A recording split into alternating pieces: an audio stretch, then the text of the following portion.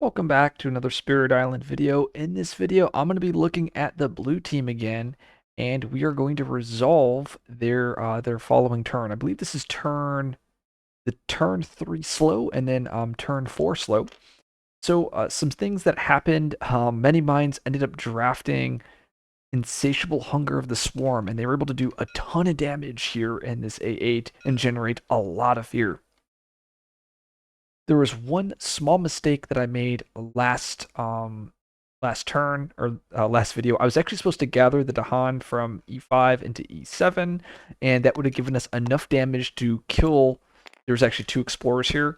We ended up pushing one of those explorers. The other explorer would have just died. So, and that would have mattered because that would stop the build there from occurring.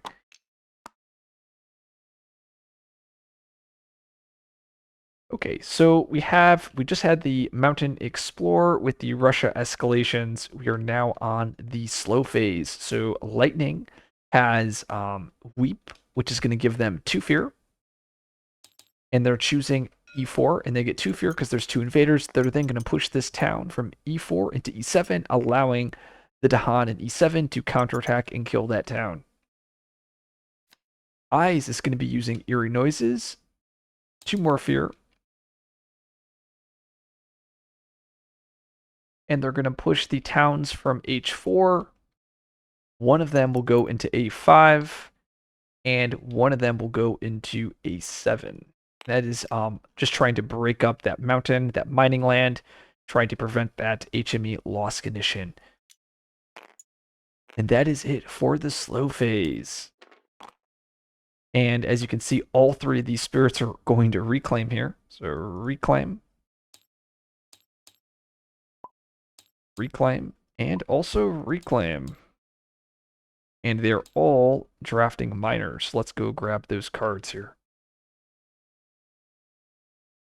And let's flip up those miners here. Now, all of these spirits can draft at the same time, and these are all what they got to pick from. So let's start off looking at Eyes. Eyes got Cult Guard, Swarming Wasps, Enticing Splendor, and Call to Trade. All great cards. They ended up going with Enticing Splendor, and this is a card that I like to pick as well, just because it's that 0 cost on element card. Though you really you can't go wrong with any of these cards. Call to Trade, allowing you to gather builds or gather towns and prevent ravages or turn those ravages into builds. Call to Guard just as another defend, and then Wasps, you can use that to disrupt explorers, or you can use that to add extra beasts for many minds. So a lot of great cards for Eyes. Looking at mini minds, you have Strong Constant Currents, Nature's, Portents, and Song of Sanctity. Only one of these cards is bad, and that's Song of Sanctity. All of the other 3 I could see pretty much being taken at any point. Portents as well as Natures are the 2 that really stand out. Natures as it's a combo enabler, or Portents just because it's an extra 3 fear that's 0 cost and it's air. They ended up going with Natures, which is what I would do if I were playing in this situation. And finally, we have Lightning. They got Fire in the Sky, Promises, Drought, and Living Energy. Also, all amazing cards. I think the one card I would stay away from would be Drought, just because it's expensive at that 1 energy. Now, it does have that fire, so you could still play it to hit your innates, but really you're looking for 0 cost fire cards like Living Energy. You already have Weep. They ended up going with Fire in the Sky, which is exactly what I would do as well here. And the reason is because at this point, you're just trying to fear bomb. You're trying to kill all of the buildings. We already know HME is not going to build many cities. So we just need to clear the remaining cities on the board and generate enough fear to reach terror level 3. So I really like this play. And maybe that was a reason to grab Portents instead of Nature's Connection, just because Portents helps push that fear win con. But maybe Nature's is needed to hit one of these fear innates here. Okay, so we did all of our reclaims. Let's go to the card playing phase. And Eyes decides to play these 4 cards, and I will go through this in a second. And I believe Many Minds is playing these 3. I should probably not flip that up. And Lightning is going to play the same 4 as the last turn, entering that classic Lightning reclaim loop. Okay, so first, gift of constancy, that is going to go to Many Minds.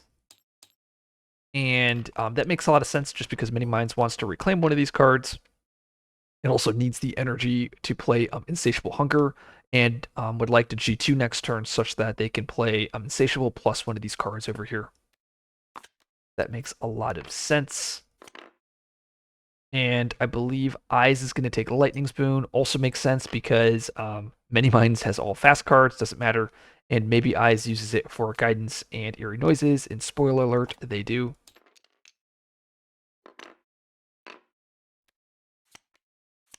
And let's actually execute Eyes' turn first. Eyes will give Watchful Guarding to Many Minds. Many Minds will use this at some points.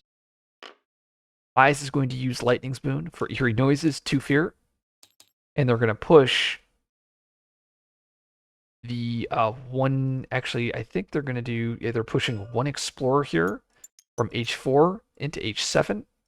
And the idea is this wetland is ravaging, or they want to ravage. That's why they put the extra Explorer there. They're then going to use Whispered Guidance, 1 Fear, and they're going to gather Dahan into this H1. They're going to gather Dahan here, and a Dahan here.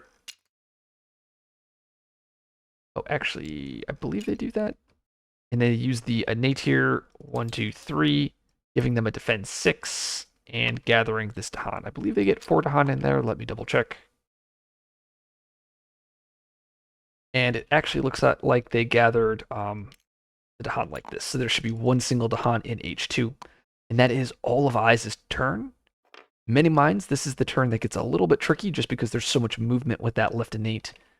Let's take a look and see what they're doing. They're going to use the left innate gathering. They're using left innate in H7.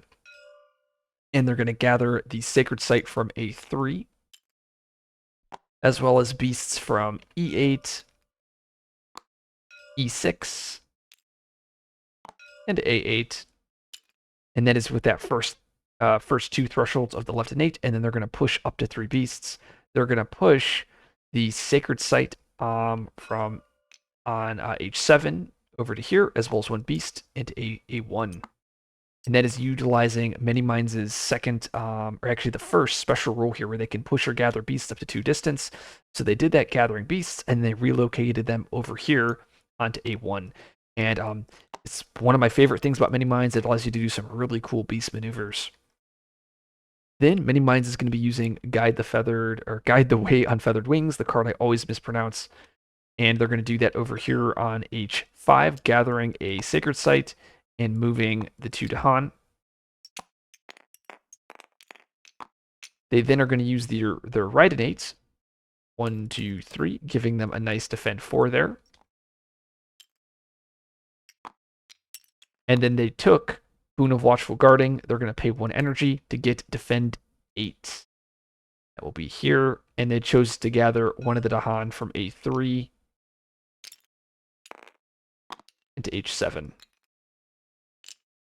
And they get to gather that Dahan because of Eyes' special rule. Whenever Eyes is defending land, that includes Watchful Guarding, they get to gather a Dahan.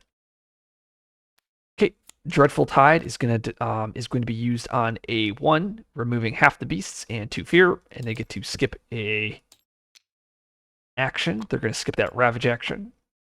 They then use Pursue, 1 fear, and they're going to push this town out of H7. And where did they push it?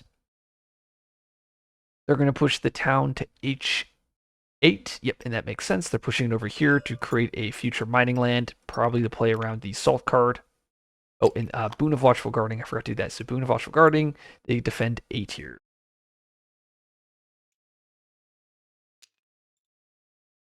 There we go. We have that nice defend 12. And that is Many Minds' turn is done.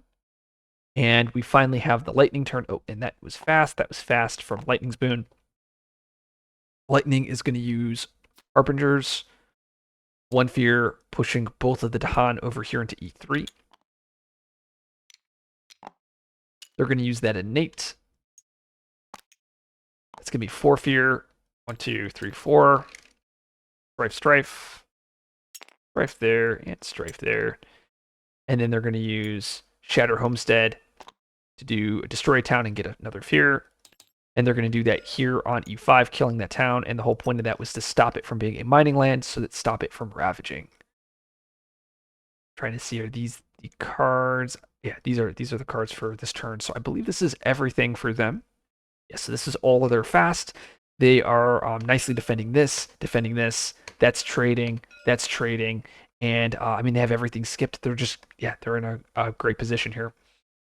The event that Team Red decided to give Team Blue was the City's Rise. And unfortunately, this card actually doesn't do anything because they can both the blue team can choose these lands here, replacing that town with a strife, and that town with the strife, or that town with the city, and then it has to be here. And as you guys can see, both of these lands are just still going to trade and clear the land. The cities rise, then all the lands come with a nice Dahan defend 2, then 2, 2. And the team decided to do no choices for the beast events. Looking at the fear cards here, the first fear card is pretty awesome. Panic by the wild beasts, preventing builds as well as explorers and lands with beasts. They then also get to add strife. They chose to add all of the strife to the town on a 7. And this next one, we have Seek Safety, allowing them to gather some explorers. Oh, and I forgot they get Defend 2 here too. It chose to gather one explorer over here. It chose to gather one explorer over to here. And let me see. Actually, no, they did not gather that explorer. They gathered, I believe, a town instead. To make sure. Yes, so they're going to gather this town from H8 to H1, explore E5 into E7. So they went like this. And then I think I already did the one here. Or no, we already did E5 to E7, not A5. And then on board A2 town grabbing. A2 grabs a town from A4, and they grab a town over here. Yep, just kind of piling up all of those built-up lands, trying to stop a future city build.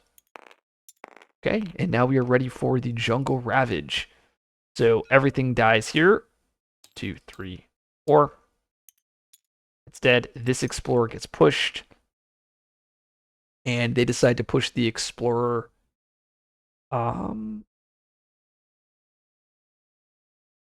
Looks like they're pushing this guy to H6. This Ravage triggers. And this Ravage triggers. That's dead. That's dead. And these explorers get moved into, let's see, Ravage. E3 Explorer gets pushed into E4. E7 Explorer goes into E5. That is our Jungle Ravage mountain builds. Let me do all my builds first. Build. That is skipped. And then, oh, actually, this is supposed to Ravage as well because it matches the Ravage card. Let's keep that. And they wanted the Explorers to go over here as well. We did all of our mountain builds. Now we just need to do the mining booms. So mining boom will be an A2. Just building up those lands. E2. The next one is going to be, or that's A2. A2, E4. And the last one is going to be H4. And the Explorer Team Red had picked for Team Blue was the Sands and Wetland. So we have to explore Sands Wetland. And I ignore lands with beasts, so I skip this and skip this. I skip this as well. And I skip this. And then I need to escalate, Habsburg Escalation. It's going to match a terrain not shown here, which will be jungle. And that is a forced escalation. So a ton of explorers, and they got the Sol card coming up. So now let's go and see what the next events could possibly be.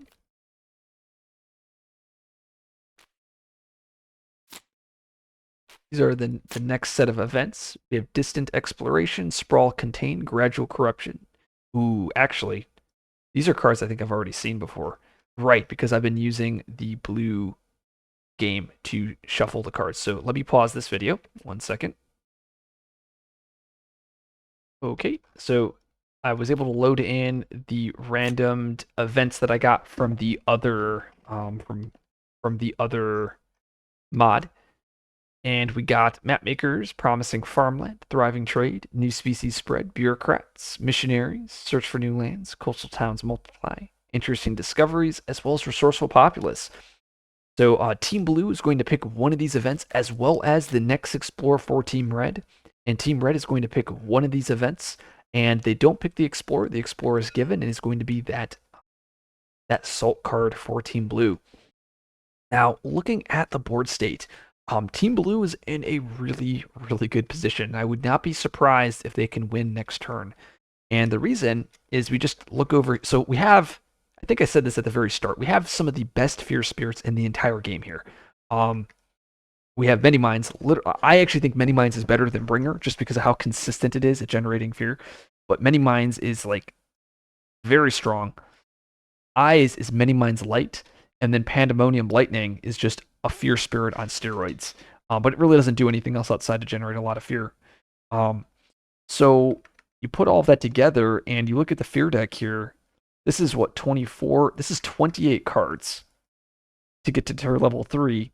And there's only 3 cities left. And they have an insatiable hunger that can clear both cities thresholded. So I would not be surprised if Team Blue is able to come up with a victory next turn. And that would be turn 5 fast. So turn 5 fast, a tier level 3 victory. Let's see what blue team or what red team can do. If you guys like this video, like, subscribe for more content. I'll see you guys in the next video.